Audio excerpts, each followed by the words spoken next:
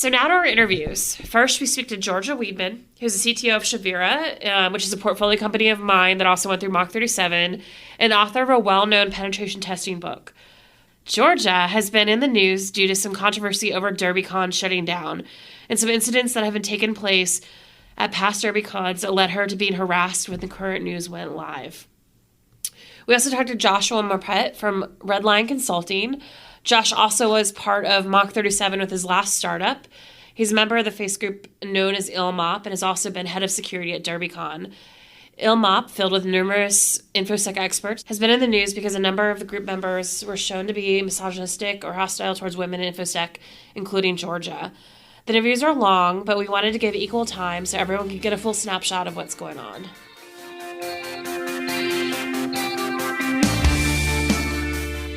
Okay, joining us now is Georgia Weidman, the founder and CTO, right, of Shavira. Thanks for joining us, and let's talk about what Shavira does. Talk to me about your company. Well, thank you very much for having me on. I appreciate it. Well, Shavira does a lot of things, as most startups do, but our main focus is testing the effectiveness of security around mobility and the Internet of Things. So if you have preventative products that you're buying, mobile threat defense, enterprise mobility management, things like that, seeing whether they actually provide you any value. You'd be surprised how much some of it actually doesn't provide you a lot of value. We also do, the entire penetration testing spectrum. So we're more on the testing side. We're not really a preventative technology. We help you find your vulnerabilities and figure out what you need to do to fix them, but particularly around mobility and the Internet of Things. What types of issues are you finding when you're testing mobile devices? Well, there's a lot of different things. I mean, everything from phishing. Phishing's still really big on the email side, certainly. That's number one way to get in. Does it become a big problem on the mobile side? It definitely is. We're starting to see a lot with text messages. We're starting to see things with like Twitter and WhatsApp.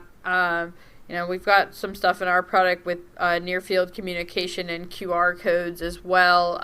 But the biggest part is that I think people aren't getting any security awareness training around, a lot of people know don't click on links in emails. They may not know don't click on links in WhatsApp or text message. So we really need to, bridge that gap.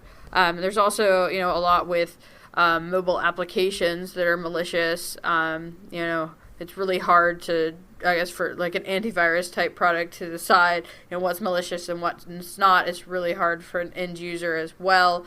So simulating, malicious apps is a lot of what we do as well to see, what they can steal off the device. If it's on the local network, can it like pivot on to other machines? Could it get on your laptop if we were on the same network right now and you had an unpatched vulnerability on your machine, and the user's phone may just have their corporate email and things like that, but you might have the customer database.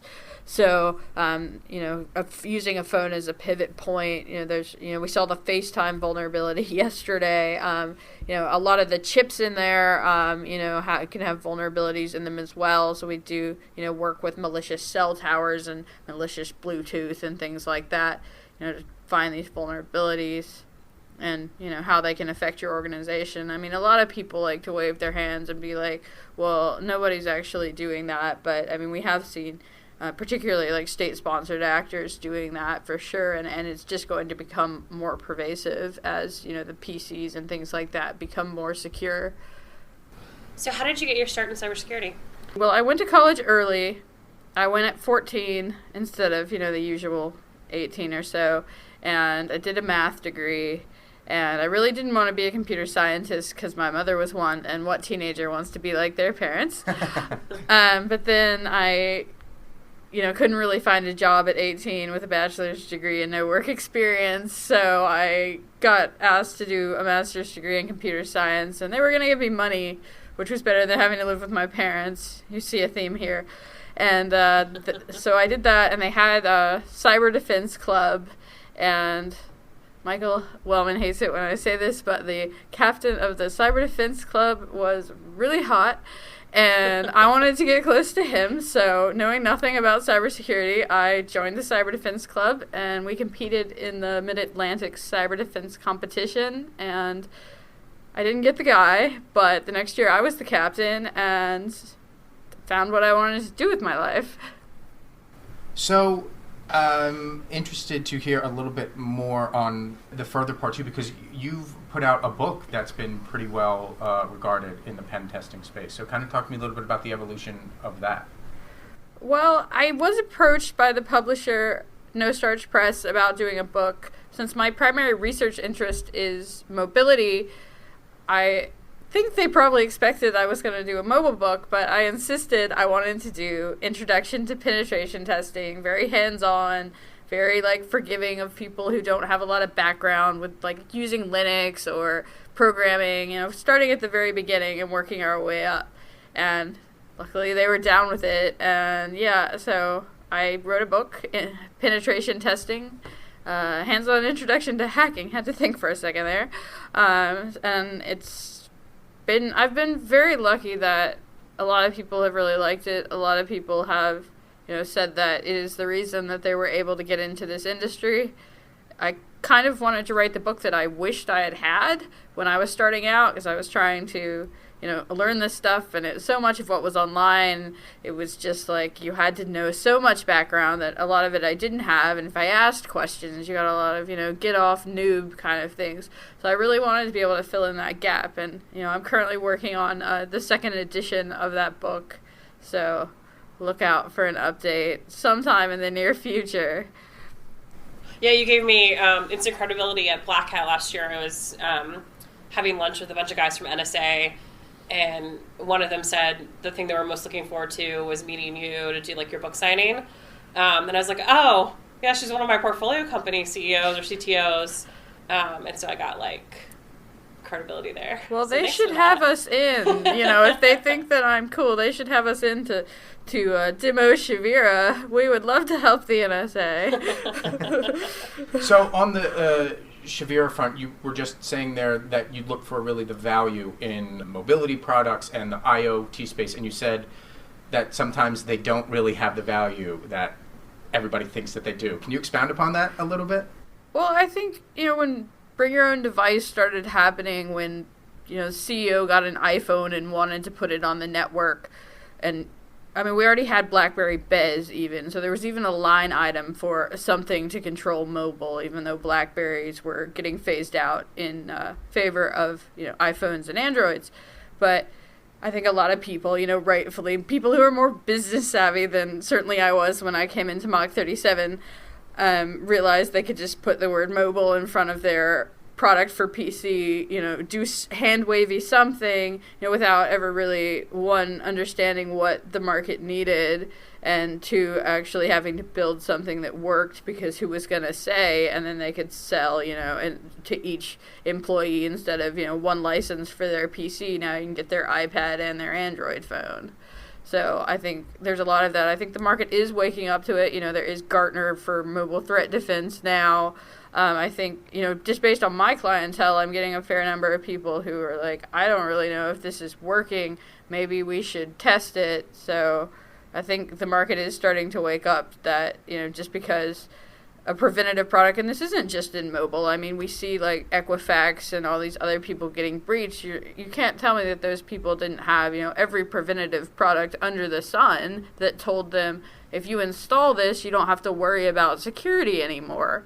So, they don't patch, they don't do security awareness training because their vendors told them they didn't have to anymore. So it's a real problem, and I'm hoping to fix it in my small way. Great.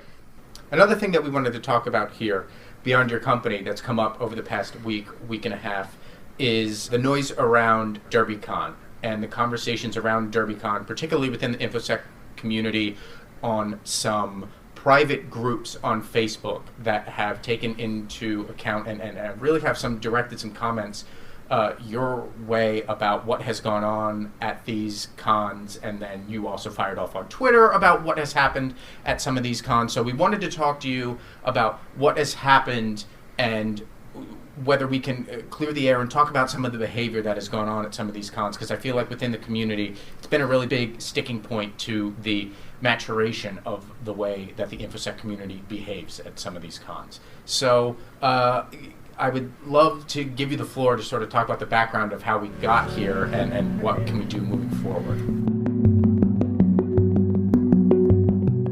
So let's take a moment to back up. Derbycon is a popular infosec conference based in Louisville, Kentucky. 2019 would have been the 9th year for the conference until the organizers released an announcement earlier this month saying that this year would be the last. This announcement was vague as to what exactly caused the organizers to shut it down, with the blog post reading that there is a small yet vocal group of people creating negativity, polarization, and disruption with the primary intent of self-promotion to advance a career for personal gain or for more social media followers. That announcement led to a number of people to turn to private Facebook groups to voice their displeasure over Derbycon's closing. Those comments veered from people venting to misogynistic attacks. On top of that, there was some back and forth on Twitter between past Derbycon attendees, which only poured more fuel on the fire. Okay, back to Georgia. So, my initial distaste with the whole situation was how Derbycon chose to write their blog post, if you will, about how they were shutting down. They couldn't have done better to incite a riot against women in infosec and at the same time make themselves look like victims. And these are media savvy individuals. They're on the TV all the time. They can't say they didn't know. I don't buy it for a second. And they could have just said they need to focus on other endeavors, the professional thing to do when you shut something down. Wait, could you summarize for us exactly what they said? Actually, that's next. I actually brought in a couple quotes from there. And so this isn't the whole post. You can go to derbycon.org if you want to read the whole post, but a couple quotes from it. There's a small yet vocal group of people creating negativity, polarization, and disruption with the primary intent of self-promotion to advance a career for personal gain or for more social media followers. And another quote, to put it in perspective, we had to deal with an individual that was verbally and mentally abusive to a number of our volunteer staff and security to the point where they were in tears. So I do have to give them some props for that. Many men would be ashamed to admit they shut down their con because a girl made them cry. If you want to divulge any more details, if you have any more information on that, we can talk about it. But talk about a little bit, do you know the behind the scenes? Because that statement from the Derbycon blog post seems to be very vague. So I'm wondering what exactly it is that they're talking about here, because it does seem like there's a little bit of both sides-ism there, and that doesn't seem to be helping things at all. Well, they've not been willing to talk about exactly what they're talking about, which might be part of the problem. But what ended up happening, as one would expect, in kind of a Gamergate fashion, if you will, a bunch of people started attacking women, particularly any woman who had ever said anything about Derbycon. Last year at Derbycon, someone went so far as to tweet their distaste about, a sexist slur at Derbycon. And so she became a meme on the internet called Battle among other screw you for ruining our con, you'll never work in this town again type rhetoric. And this is someone who's trying to break into infosec, and she's just being mobbed on the internet. Why was there such derision towards this person? What exactly caused the community to turn around and make her some meme on the internet? What did she do? Well, she wrote last year at Derbycon, there was something in front of the mental health village about what makes you feel better, and then people wrote boobies and Me Too and things like that on it, which is and it's not like anybody tried to burn the con down. It's we're in a time finally where we can talk about things that are not appropriate, and it's hardly worthy of getting this much hate. But since I guess she was the last one who complained about Derbycon, she got most of the flack. But there were plenty of women in general ruined our con. This was our favorite con, and now we can't have it anymore because the women are too sensitive. Which is, if you remember Gamergate, exactly how that started, and I really don't want to see my industry turn into that, so it made me sort of upset to see this going on. That hashtag #MeToo, below boobies, which I think sort of started this off, just seems to me a little bit insignificant to really cause a riot, right? It just seems ridiculous that that's something that would set people off. and really cause a con to close, right? It's such an insignificant thing. We've seen much bigger things happen at other cons, to the extent that like a DEF CON every year reports the number of rapes, the number of sexual assaults and stuff at the end of it. So to have someone, tweet out something written on a board seems kind of ridiculous to close down a con. Yeah, and I'm sure there was more to it than that, but I mean, people are not that smart on the internet, I guess it seems. So it's like, this is the person we're going to attack. But yeah, I mean, it was a tweet, big deal. I mean, I get hate, everybody gets hate. So Derbycon got some hate, and they ran away with their tail between their legs. Now, a part of the controversy came from a tweet that you said that you felt unsafe, or maybe you didn't feel unsafe, that you just had a problem at 2013 Derbycon, and that paled in comparison almost to sexual assault trial that you went through. Can you talk about what happened at Derbycon, that specific incident, and what made you so uncomfortable? Well, sure. So, yeah, I did post something a bit provocative on Twitter. I mean, it was kind of a jump on the grenade kind of thing. Despite the fact that I'm a startup founder and I have to be nice to everyone always, because they may one day be in a position to buy, invest, you name it. But I guess I realized that this, women in infosec thing is actually way more important than me. So I can't just stand by and watch my industry get torn apart over this women in tech thing. So anyway, the tweet I said Derbycon in 2013 did more damage to my career and my life than Confidence 2013, which is another conference, where I had to bash a guy in the face with a coffee cup to keep him from raping me. Okay, yes, a little provocative there. If folks are gonna put a target on me, I'm fine that we use it as a learning opportunity to advance our industry and society. But, Confidence, that was kind of open and shut. Dude tried to rape me. I hit him in the head. That was that. But at Derbycon, it was kind of the whole community, it felt like, turned on me. The people I thought were my peers accused me of making the whole thing up. I mean, this was a few months after Confidence, of being too ugly to bother raping. This, to me, was more traumatic than the actual assault, and I was in sort of a post-traumatic spiral, if you will. I mean, the Me Too movement has really helped me understand, that it's completely normal to kind of go off the rails a little bit after, an experience like that, and it's not anything to be ashamed of.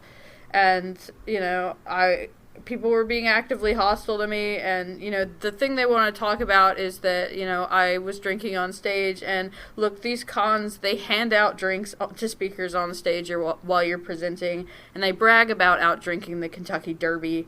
If a man gets drunk presenting, it's epic. But as a woman, my getting tipsy demonstrates I was unprofessional. I mean, they want to go on and say that, I had spikes on my jacket, which is true, I did. But, I mean, this is an event where, people literally show up dressed as stormtroopers.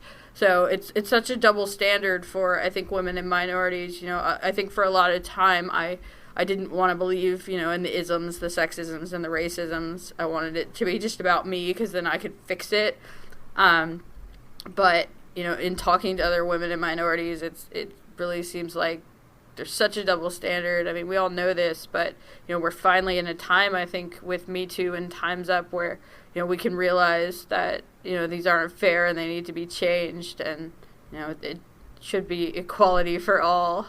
Yeah, so let's back up a second there. Are you talking about, so the 2013 Derbycon that you were tweeting about, that was the con where you gave the talk where you were drinking on stage? Yeah. So basically, were you actually drunk during the talk, or was it just, oh, okay? I mean, I've been to these cons too. I know that it's open where there's just, if you want to hang out and have a beer while we're talking about some stuff, that happens. So, and I agree with you. There shouldn't be anything wrong with that. So let's say, for the sake of argument, that I was falling down drunk. Find me, anyone who has never done a talk or a training or a VC pitch or a media interview or anything else that didn't go well and wasn't well received, especially, while they're recovering from the trauma of a sexual assault. And I'll find you someone who isn't trying very hard. Okay. So, moving forward, I mean, Derbycon is just one con. Is this something that you have seen across the board? Like, talk to me about other cons that you've been to. Like, how pervasive is this type of behavior, or how pervasive is this behavior that you've witnessed? Well, I guess I've been lucky in that since, the confidence thing where, I kind of got a reputation for smashing people's faces if they bother me, I have not had any other, sexual assault type situations. But, I mean, I hear about them, like, almost constantly at every con. It certainly happens. But in terms of, harassment towards women, I mean, just at ShmooCon just a couple weeks ago, I wasn't witness to this. I wasn't even there, but, there were reports that at a vendor booth, someone was telling women that, they shouldn't work in infosec. This whole girls can't computer thing has, I feel like played itself out. But, I mean, it's still a problem. And, I mean, I know you mentioned, the Facebook groups, which I'm sure we'll get to, but, I mean, a lot of those people who are, speaking up in those groups, saying those awful things are, the staff that you're supposed to go to if you have a problem at these events. Yeah, so speaking of illm0b, which is one of those Facebook groups, I imagine I know a few people in it for sure. I imagine a lot of people in it.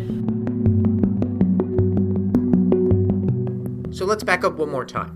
illm0b. Remember those Facebook groups we mentioned last time? That's illm0b. The Facebook group mirrors a hacking group that has been around for some time, filled with about 500 members who talk about all sorts of infosec-related things.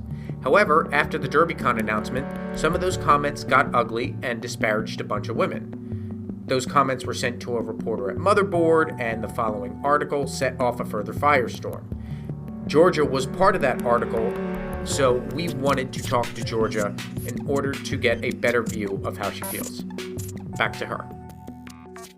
Do you sort of find that their online personality sort of matches who they are in person?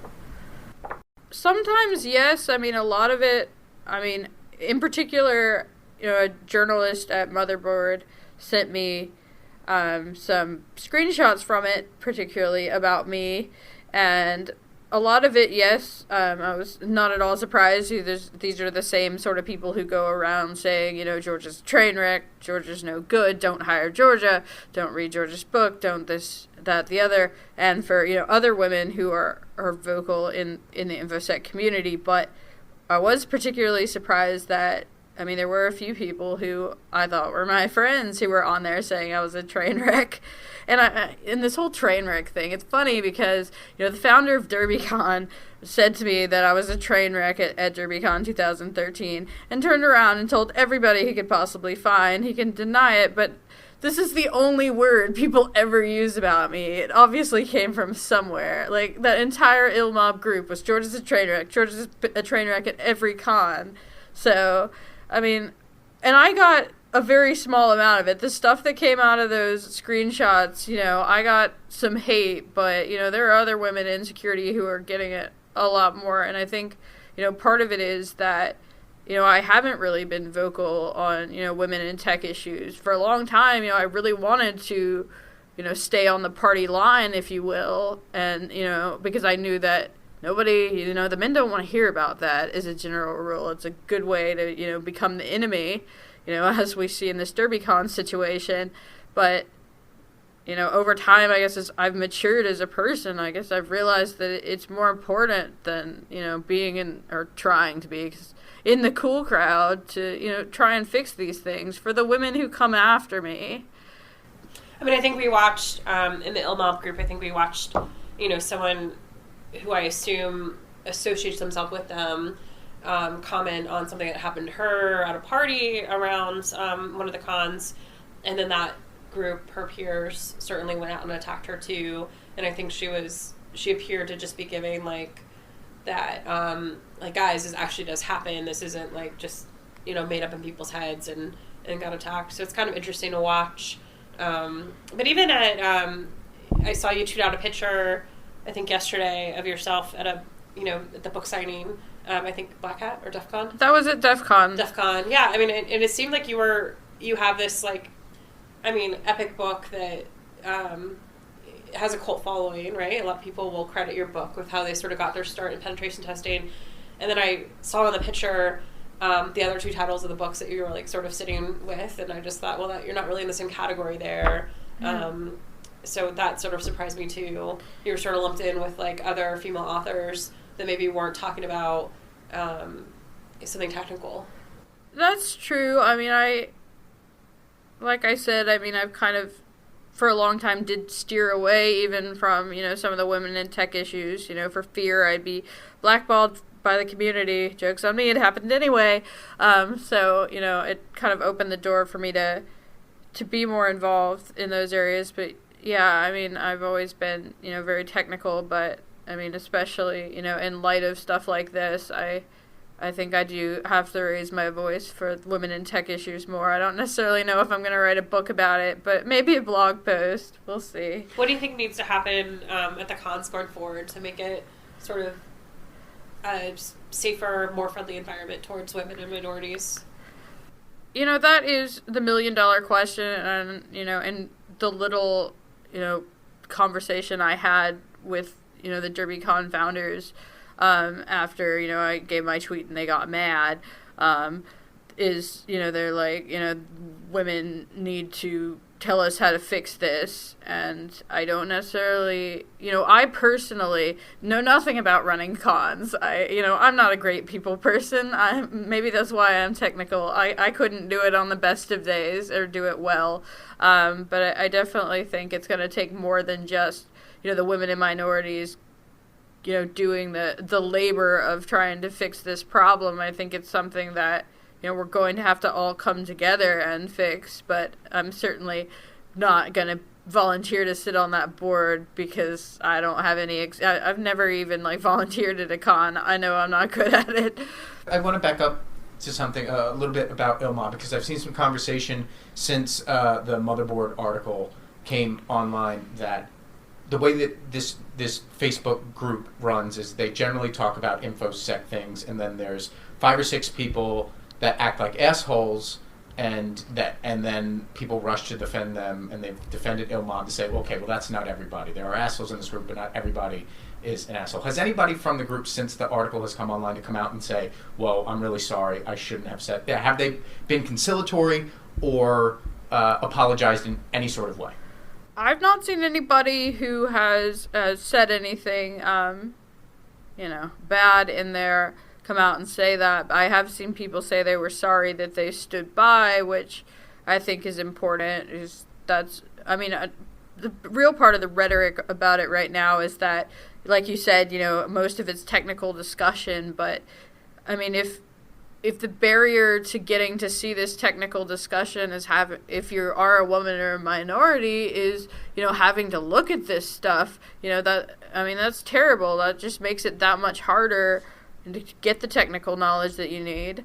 But I've not seen anybody say that. I mentioned that, a couple of people I thought were my friends were on there, talking about me, and, I said something to them about it, and, they act like they didn't do anything wrong. So, I think the people who really believe that, women don't belong in infosec, or women can't computer, or, people who aren't white can't computer, it's going to take a lot to change their mind, but I think the bigger issue is that so many people stood by and just let it happen, because it doesn't have to be a majority of people who think these sorts of things.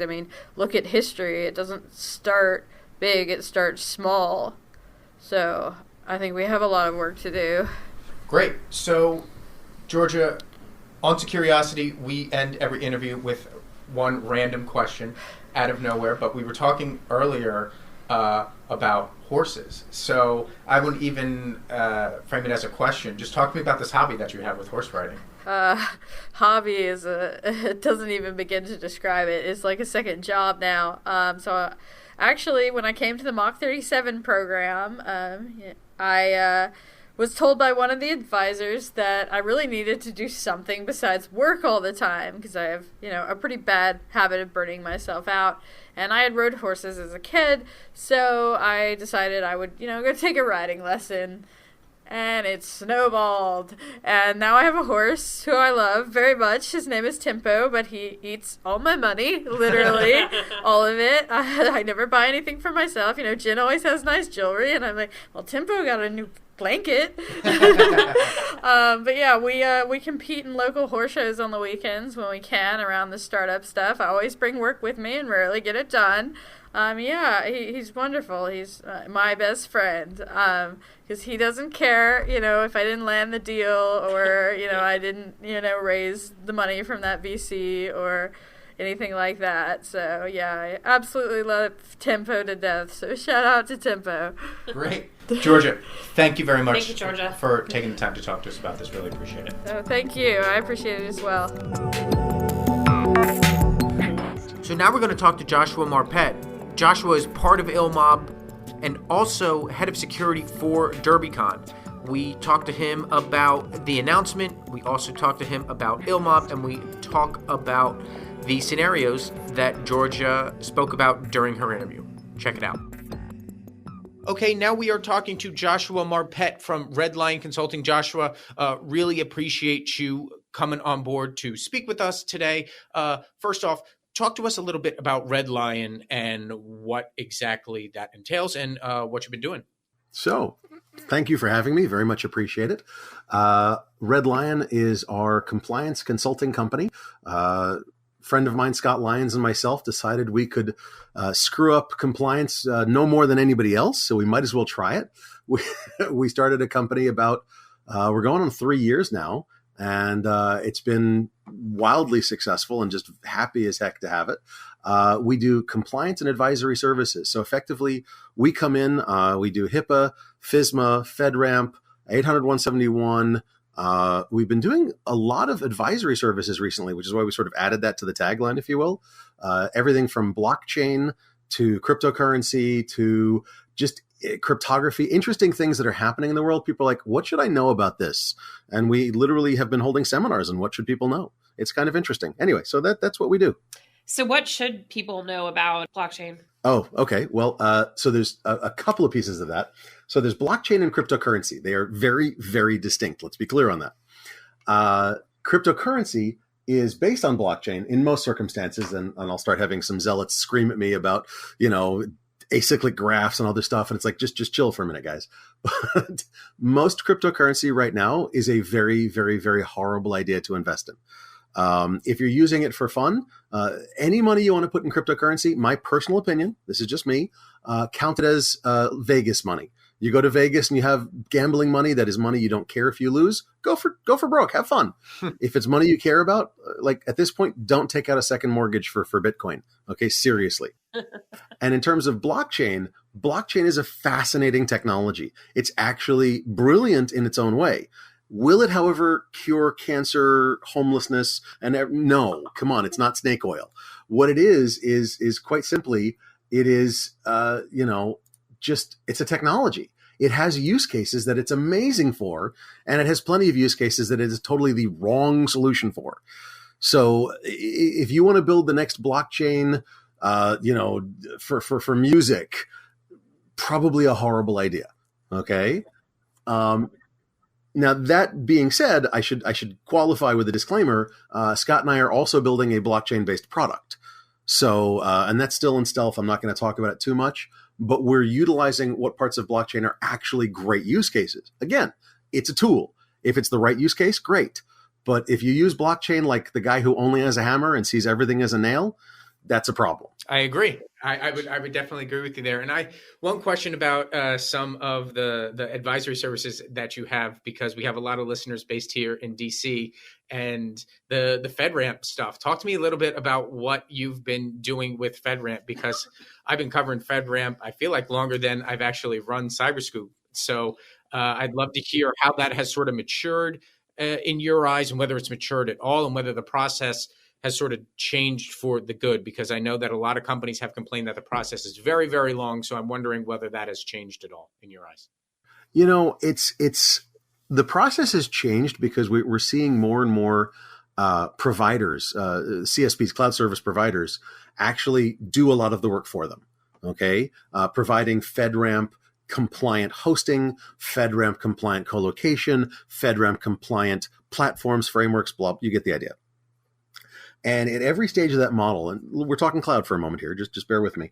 For every cloud service provider, they're whether they're infrastructure as a service, platform as a service, whatever, they're providing a different amount of the services and pieces and bits and bobs, if you will, of what you need to be FedRAMP compliant. The problem is, and I'm just going to go into a little sort of tangent here. The problem is that a lot of people go, oh, it's FedRAMP compliant colocation. I'm done. No, try again. Because while any compliance standard can sort of, and this is really rough, this is just something I came up with to explain things, it can be divided into two chunks. One chunk is the data center chunks. That's the pieces of the standard the data center or the data infrastructure operator has to handle, right? Then there's the chunks that I call the data custodian chunk. The data custodian standards are the pieces that the person who is the custodian of the data, normally the company operating the application, the platform, whatever, has to handle. If it's your software, those pieces of that compliance standard are yours. So whether you have FedRAMP compliant colocation, doesn't matter for the data custodian pieces. You still have to perform those pieces of it. Does that make sense? Absolutely. And so that little tangent is to explain that a lot of people are, I'm not going to say getting lazy, but what I'm going to say is they're not thinking it through. They're not thinking through the idea of, hey, I still have work to do. So, and honestly, right now, a lot of people are, what's the right way to put this? Considering that 800-171 compliance is so bad right now, in terms of there's not many companies that are 171 compliant, and they're required to be as of, a year and a quarter ago now. Every federal contractor is required to be 800-171 compliant. So do you really think that every place that they need to be FedRAMP compliant, they are? Or do you think that every place they need to be FedRAMP compliant to show that they are FedRAMP compliant to a prospect, they are? And that was a very, very carefully pointed question. So that being said, I see a lot of companies going for FedRAMP only when they believe that it's going to matter for this contract, for this prospect, for this agency. But they're not doing it as what it was intended to be, which is, as a matter of course, anything that might go government, just make it FedRAMP. And it was supposed to be a fairly, I'm not going to say it was supposed to be simple, but it was supposed to be a non-threatening compliance standard. You know what I mean? Right. Exactly. And unfortunately, because if you say government, like if you say wedding around flowers, the price goes up by 10 times, you know? If you say government around anything IT related, the price just went up and the complexity goes through the roof. It's become a threatening sort of standard, and people are just not willing to go through the trouble. It's not hugely difficult if you're doing the proper compliance standards to make your data private and secure and proper. You don't have that far to go to be FedRAMP, but they get scared. And so they don't do it unless forced to. That's the wrong attitude, and it's not the one that they originally wanted for FedRAMP. I'm sorry. I'm not sure if that really answered your question. I sort of vented. I apologize. No. Hey, that's okay. You're not the first person in the world that has ever vented on FedRAMP. But probably true. Right. So with that being said, the reason that we wanted to have you on is we know that you have been following the drama, so to speak, around what has gone on with Derbycon and the Derbycon shutdown, this being its final year, and sort of the conversation that has developed online, particularly around the group, the private Facebook group, illm0b. Yep. So I wanted to talk to you. I would first lead it off by saying, I know that you are part of this group, but talk to me about your interactions with this group and what you've seen in the wake of Derbycon being shut down after this year. Well, very bluntly, illm0b it's no longer, it doesn't exist anymore. illm0b was an industry group that was there, and I was a member of it for years. I honestly don't even recall how long I've been in it. And it was there because people were able to find interesting information. It was one of my best sources for who's been breached, What interesting new hacks are out there?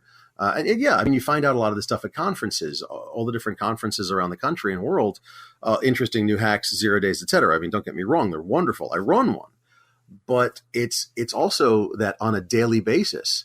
It used to be everybody got their information from Twitter, but Twitter became a fire hose beyond belief, and it was actually hard to filter down, and it was really a time suck. So now I've got a place that in a quick Facebook group, I can see, oh, look, this company, that company, this group, that group got hacked, breached. Here's the password dump. I can pull it down. I can take a look and see if anybody that any of our clients are in it. I can see if anything's going on. I can provide value to my clients. That's useful. Now, in terms of, the question is, oh my God, it's a horrible, horrible group. And the answer is no, not really. Were there a lot of people in it? There were 500 people in it, as I understand. And so 500 people, they're all horrible scumbags. The answer is no, of course not. In any group of people, you have, effectively a quotient of idiots. Okay. In any group of people, I don't care. Every single person on this podcast, listening to this podcast, near someone listening to this podcast, knows an idiot in their friend group. Okay. Let's just be clear on that. When I went through police academy, one of our instructors looked around and said, look, guys, you're all cops now. You all have dumbass friends. You got to be careful with them because you're cops. Okay. And the truth is simple. Everybody has dumbass friends. All right. Idiot friends. Call them what you will. And okay. So did some of these people make, horrible statements online? Yes. And in a closed Facebook group, it's a place where we can say, hey, that was probably not right. Do you really want to say it that way? And sometimes some of them would go, yeah, I vented, I raged, I was upset. And that sucked, and I'm sorry. And some of them didn't. But am I supposed to abandon the group because of 1, 2, 3, 4 people? Maybe. Am I supposed to abandon access to that information? Am I supposed to abandon access to the 496 other people who were in the group? Give me a break. So that's ridiculous. So Josh, I get your perspective, but then, you're part of my Mach 37 family, as in Georgia. And, certainly we saw Georgia get commented on in sort of a negative way within that group. Yep. And she's your extended family, given the Mach 37 connection. I mean, what were your sort of thoughts on that? What you don't see is because the screenshots that were taken were extraordinarily focused, shall we say, were times that I went, hey, chill. That's not bad behavior. You're seeing her through a sort of the opposite of rose-colored glasses, if you know what I mean. So I'm sure everybody has been in a relationship where at times you're annoyed with your significant other and everything they do, they can breathe and it annoys you. You know what I mean? Yeah. So there are times when some of these people would be like, and it's like, really? I mean, she walked across the hall. I'm making it up. You get the idea. Yeah. Like, seriously, chill. And that was the case sometimes. I'm going to jump us out of the discussion on illm0b for just a second. And sort of back to Derbycon. So, I mean, you're a conference organizer of B-Sides Delaware. I imagine that you have come across sort of the same problems, similar complaints that I imagine Derbycon has seen over the years. From your perspective, why do you think Derbycon actually is in their last year? And then maybe your thoughts on how, again, I assume that, B-Sides Delaware faced similar things, right? At any conference, heck, at any group or gathering of people, there's going to be some kind of drama, whether it's, and at every conference you've been to, whether it's financial, whether it's venture capital, whether it's infosec, whether it's, a family reunion, there's always your Aunt Mary or Uncle George who has a couple of extra drinks and causes some drama, right? And I'm not claiming that that's what happened. I'm just explaining that this is a normal thing. Now, the smaller the group, the less likely it is to cause drama. Let's be blunt. B-Sides Delaware is about 500 people. Derbycon is about 2,500 people. So again, I go back to my point that there are idiot friends in every group and idiots in every group. And the more people you have, the more of those you'll have in that group, right? So at Derbycon, we had some drama happen. And let's be blunt, it was drama. And was it wrong? No, I'm not saying that. I'm not saying it was wrong or right or justified or not. I'm just saying it was drama. What specific drama are we referring to here around Derby? Oh, just in general, the Derbycon this past year, we had, a couple of people get drunk at night and we had to work on them. We had somebody get, somebody who got transported to the hospital, and it was a medical issue. It wasn't drinking or anything like that, but it was just like, just getting briefed on that in the morning is terrifying. You know what I mean? And there's all sorts of things that go on. But I mean, effectively, if it's not fun, why are we doing the conferences? And that's kind of the point. We don't make money on these things. Trust me. Oh, dear God, we don't make money. I could probably count on the tens of thousands of fingers how many dollars were out for B-Sides Delaware over the years. Let's just put it this way. In the 8th or 9th one, we just had the 9th one in November, is the first time that we actually broke even effectively, if I recall correctly. Okay? So for years before that, we were out thousands of dollars a year to run that conference. But, for some kids, it's their Christmas. It's their New Year's. We can't stop. So yeah, it's difficult. And I think that that Derbycon got to the point where it wasn't fun. And that's why Dave said, I'm done. So on that, and this can just be in your professional opinion, since you do happen to run events, is there anything that could have been done to necessarily refrain from pulling the plug on this? Because was there anything else in prior Derbycons that would lead you guys to just throw your hands up and go, this isn't worth it anymore? Because I feel like it, to me, in my opinion, and I do not know all the background, I will say that off top, it sounds like this is a little bit of a cop-out, because I do feel that, yeah, it's supposed to be fun, but don't you think that there could have been something else done that could have kept the con running and kept the fun running, and it didn't have to result in everybody losing out because 5 or 10 people were causing drama in whatever way they were causing it? Absolutely. Absolutely something could have been done, but it's not the question of if it could have been done. The question is it worth it to the con organizers to do it? Look, when you're running a business, okay, you have something called opportunity cost. And when I have to balance that opportunity cost of the time I spend running the conference, handling the conference, writing up policies for the conference, doing all these things versus the business I could be running. And my guess is, and this is just my personal guess, is that opportunity cost calculation just, okay, without the level of fun that it is, without the level of interest and excitement and fun, again, I'm sorry, I'm repeating myself, that opportunity cost calculation goes, you know what? Not happening anymore. So yeah, could there have been stuff done? Absolutely, there could have been stuff done. We could run Derbycon another year, no problem. We could run Derbycon, another 10 years. Well, okay, I don't know about that. That's pretty far in the future. Not that I'm saying we couldn't. I'm just saying I can't predict. You know what I mean? But is it something that meets that calculation? Look, Jen, at Mach 37, I learned the only thing that is priceless is time. You don't get any more. So you have to balance what you're doing. I decided to be on this podcast. This takes a half an hour of my time or an hour of my time or however long we go. Earlier today, I've been on the phone most of the day. My butt hasn't left this chair except for about 45 minutes to snarf food and cuddle my little one because my wife is sick. So, I mean, it's a calculation every time.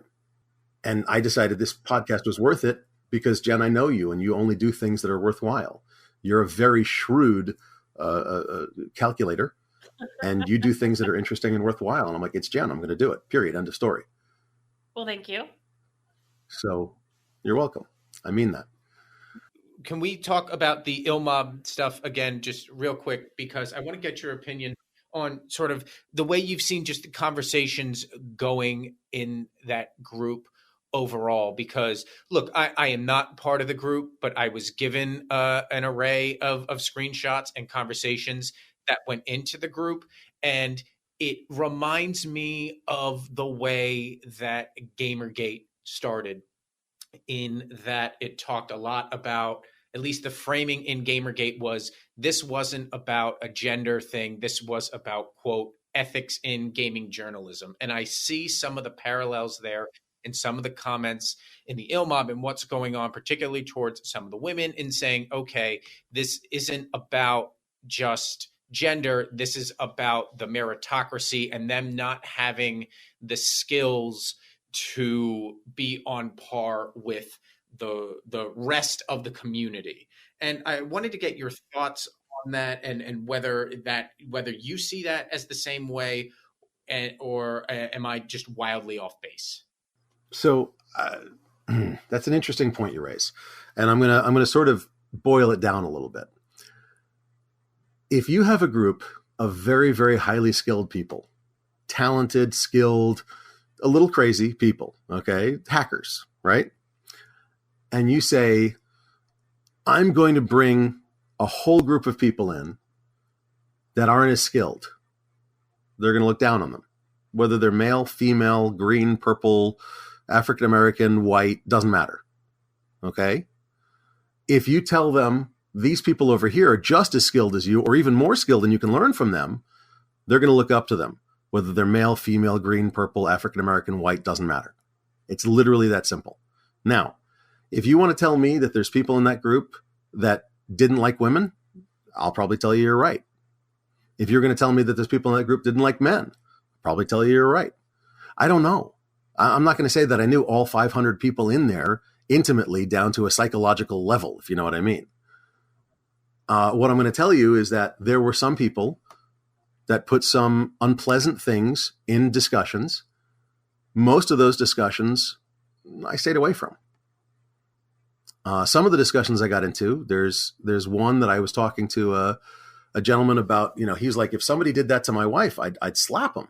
I'm like, your wife is a very capable lady. You wouldn't slap them. She would. Okay. You wouldn't need to. She'd take care of it and then tell you about it later. And that made him feel better because he's like, yeah, you're right. My wife is extremely capable. I mean, there's things that, look, it's not about, for some of them, it might have been about women. I absolutely, I don't have any argument there. For the most of them, it was about a specific individual, whether male or female. I mean, ask anybody in InfoSec, a serious person in InfoSec, about Gregory Evans, the self-proclaimed #1 hacker in the world. They'll tell you, after they finish falling off their chair laughing, they'll tell you he's not. Okay. He's male. He's just not at that level. My point is, are there people that hate women in there? Probably. Are there people that hate, name any race, creed, color, doesn't matter? Yeah, probably. Were there people that espoused some of that? Yes. Okay. And the rest of us went, dude, lady, seriously, stop that. It's rude. I would push back on that because I'm not calling you specifically out, but I mean the group overall. I didn't see a lot of pushback, and I get the sense that there wasn't a lot of pushback from other people that I talked to there, and I think that's why so many people are. Let me ask you a question. Where do you get that impression? That impression that I got came from the fact that I talked to sources that were in the group, and I also saw screenshots that were in the group, particularly around these conversations. And I didn't see any of that blowback from the group that said, whoa, that's not okay. Don't do that. Don't get down in the muck and start talking about people like that. It would be one thing if they okay, I know I did it. Yes, I know you did not do that. I'm talking collectively. No. I'm saying I did. Okay. I did go and say, hey, stop that. That's rude. Don't say those things. Don't do that. Don't say those things. Don't be rude like that. Don't be an asshole is what I actually would say. So I don't know exactly what thread this was on, but I certainly saw a thread where a group of people were going after someone, and I don't remember who it was. And then I saw a comment from you that wasn't really in defense of anyone other than actually it was in defense of the people saying the bad things. And it was like, hey, what they're mad about is that they waited, X weeks or X months after whatever conference the subject was to come out and say they were harassed versus like, hey guys, back off. Yeah, it's if I know the comment you're talking about, it feels weird seeing a report of a criminal act 3 weeks after the conference on Facebook. It's very unusual, in my opinion and in my experience. I've dealt with significant numbers of people who have been harassed, attacked, and it's not pleasant. It's very common to have people who delay reporting. I get that. They don't want to make it public. They don't want to be like open about it, if that makes sense. But it's very unusual to delay reporting and then do it on Facebook. That's in my personal experience. I do not claim to be an expert. This is just my personal experience. But I've dealt with people with that kind of issue before, and I've never seen it done that way, the reporting done that way, if that makes sense.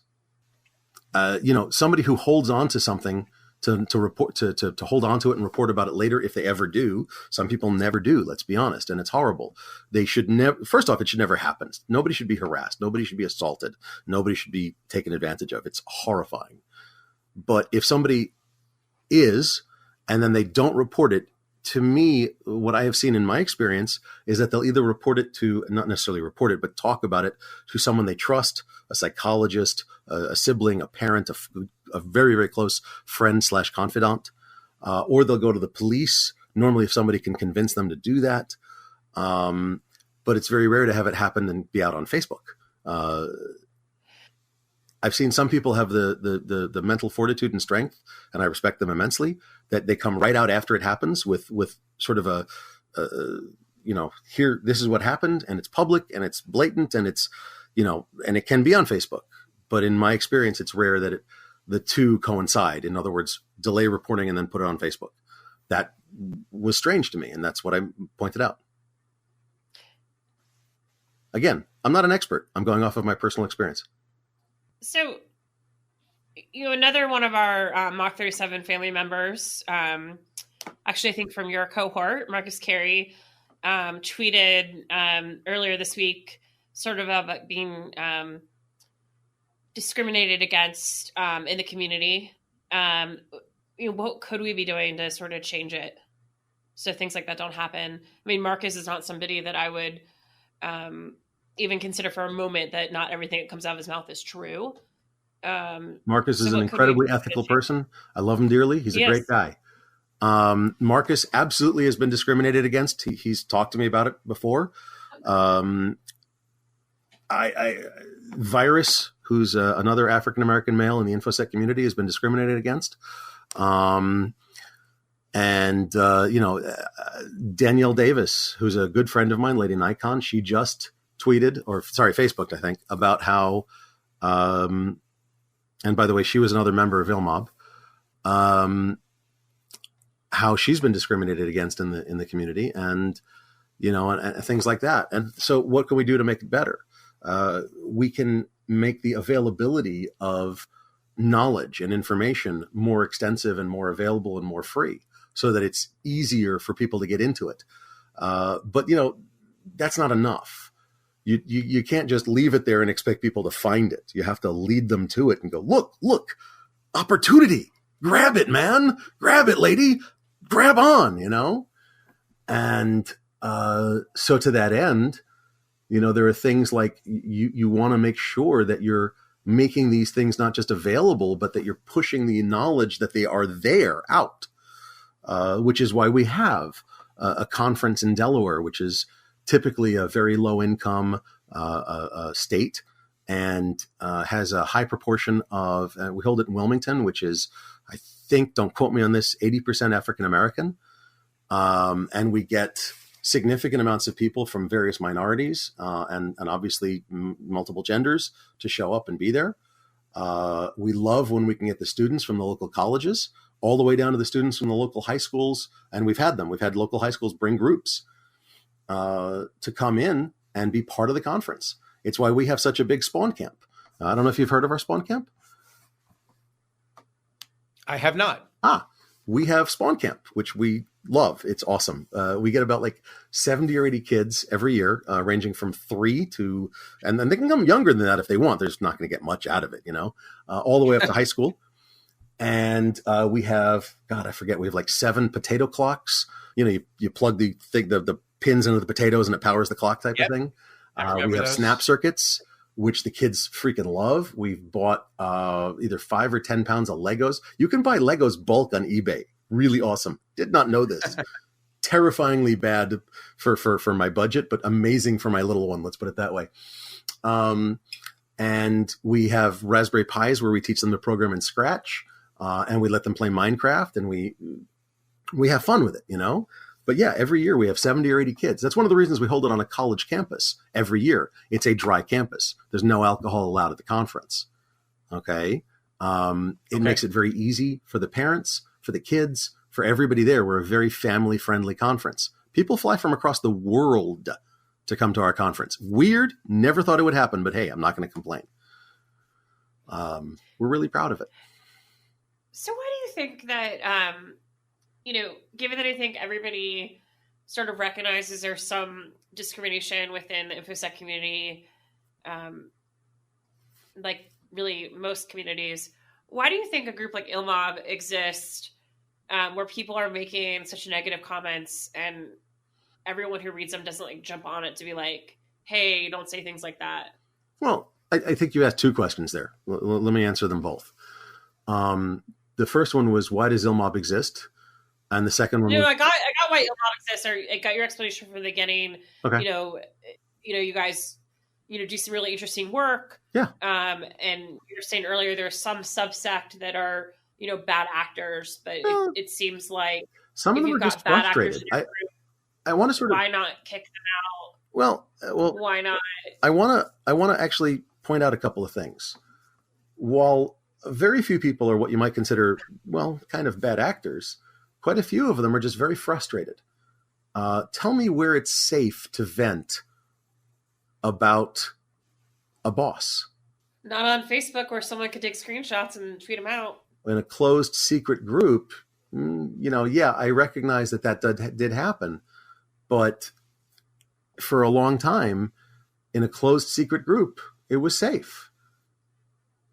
It only got tweeted out or put out there because there were some of that, bad stuff going on. And that caught the attention of people that could make money on that or could, do unpleasant things with it. I mean, the screenshots got tweeted out because of a reporter. Okay. And that reporter, was not supposed to do that. But yeah, the reporters do what reporters are going to do. Now, where can you vent about your boss? Where can you vent about the people you work with? Where can you vent about, we all live in cyberspace. It's not like we go to a bar and call out, hey, Norm, and vent to the guy next to me who has no connection with my business. Quite literally, a lot of the stuff we do, we can't talk about, Okay. I feel your point there, but now I think we're a little bridge too far. It's one thing to vent about bosses and that, and you could rip out people's personal and professional Slacks and read their Slack messages about them venting their bosses and get them into a lot of trouble. Agreed. But I don't think that's what happened with the reporters here. No, you're right. This wouldn't have become a story if it didn't veer into what is very clearly some very misogynistic comments that are directed after the Derbycon stuff. So I don't think it's necessarily a reporter violating something. I think the reporter, who I happen to know, just was, he was in the group and saw something that was newsworthy. I don't think it would have been newsworthy if it was just a Facebook infosec engineer going, Sheryl Sandberg is driving me nuts today, or Alex Stamos is really off his rocker about this project or that project. I mean, no, we all know that about Alex. It's not a problem. I'm just kidding. Well, I mean, you're right. I mean, but the point is that a lot of the things in the group were not that misogynistic stuff. A lot of the things in the group were people venting about whatever. A lot of the things in the group were people venting about, raging. And as well, there's that gallows humor aspect of people make, jokes because the burnout rate in InfoSec is pretty bad. So you have gallows humor to help with that effectively. But you're right. What did that reporter pull out and thereby taint everybody with the stuff that it was the absolute edge cases, if you will. Okay. I don't know. I mean, I'm in secret Facebook groups too. And, certainly when someone goes that far, they're no longer part of our group. Okay. Right? If it goes, and why? No one's gone that far, but certainly, it's at the point where, you are the company you keep, Jen, let me ask you a question. Ask you a question. Are you the admin of all those groups? No, I'm not. Okay. So if you're in a group with 500 people, it's a private, secret Facebook group, and you have productive conversations with people in that group all the time, and occasionally on the discussions, there's some jackass who makes horrible comments, and you call him out and say, stop that. And he doesn't stop. And the admins of the group don't kick him out because they have this belief that people should say what they need to say or want to say or whatever. So, should you leave the group?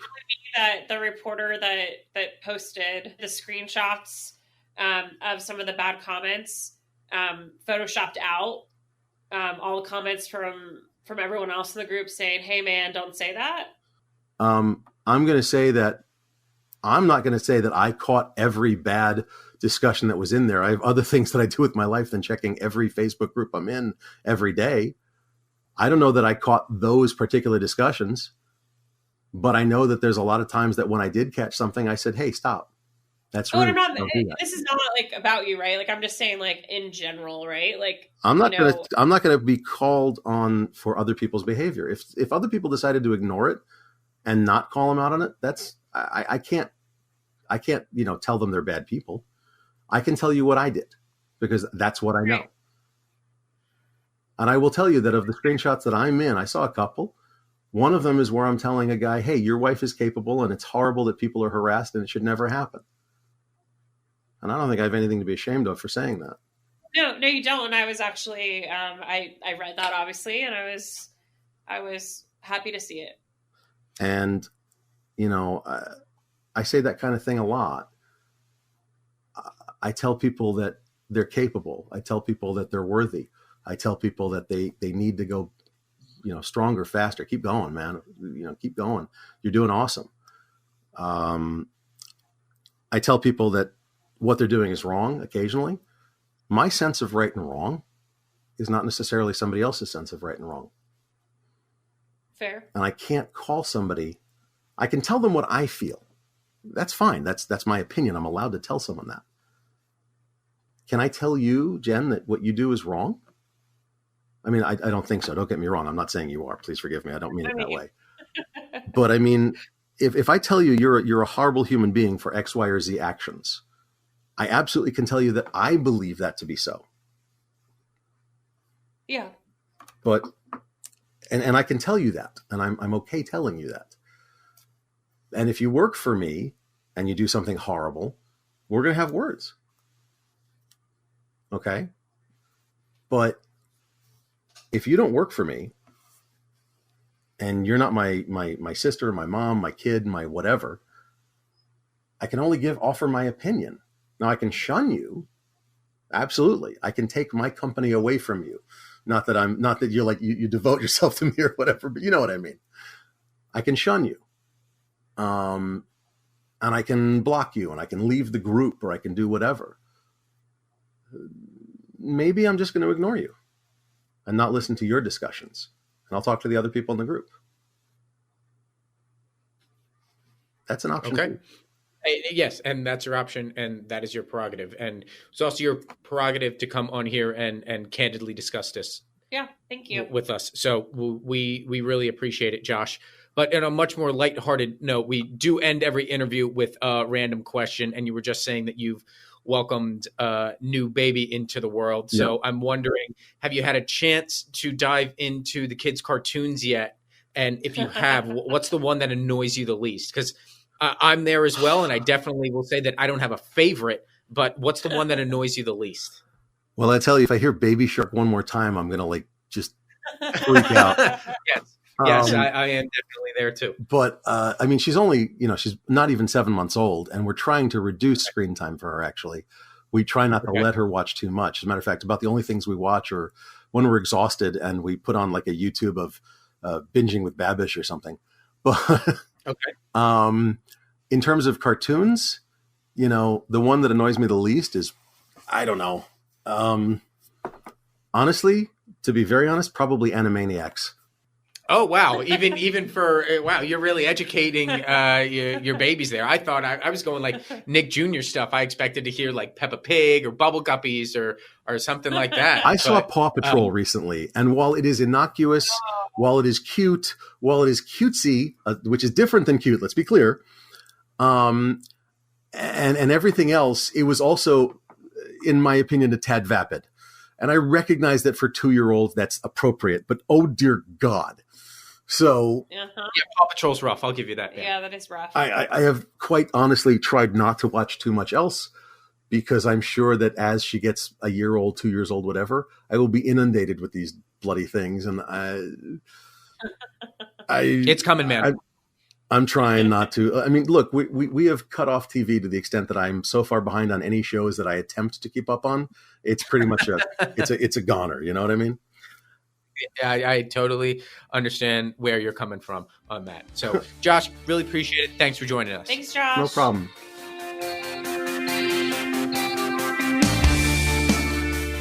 Thanks again to Georgia and Josh to coming on and speaking candidly about their situations and their experiences with this. Jen, what did you think of these interviews? What are your thoughts after hearing everything? You know, I think they were both great interviews. You know, Georgia and Josh are part of my Mach 37 family. I think very highly of both of them.